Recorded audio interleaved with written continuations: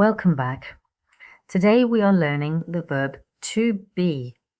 I'll say a sentence and then it's your turn to repeat. Listen to the clusters of words. Ready? Let's start. I'm ready, but I'm not going out. Now it's your turn. Repeat the sentence carefully. You're in the kitchen and you're listening to a podcast. Now it's your turn. Repeat the sentence carefully. It's about the rule of 5, and it isn't boring at all. It's quite interesting. Now it's your turn. Repeat the sentence carefully. The presenter is British. He's from London. Now it's your turn. Repeat the sentence carefully.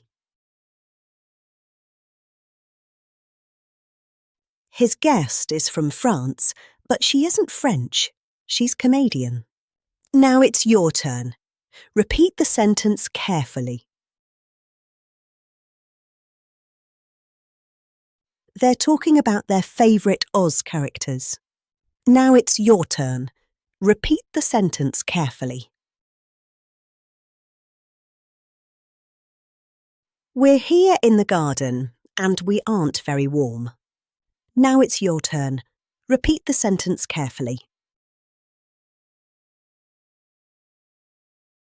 The neighbours are coming round for a drink. Now it's your turn. Repeat the sentence carefully. But they aren't staying for dinner.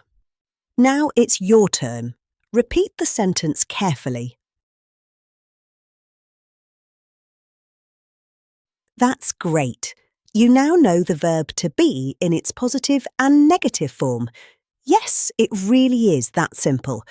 Now we're going to ask some questions too. Are you going out? No, I'm not. Now you say it. Are you listening to the radio? No, I'm not. Now you say it.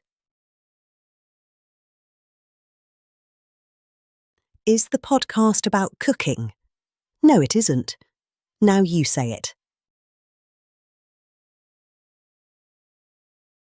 Is the presenter British? Yes, she is. Now you say it. Are they in the living room? No, they aren't. Now you say it. They're in the garden. Now you say it. Are they cold? Yes, they are. Now you say it. Are the neighbours staying for dinner? Now you say it. No, they aren't. They're coming for drinks. Now you say it. Keep practicing. If you enjoyed this lesson, don't forget to subscribe.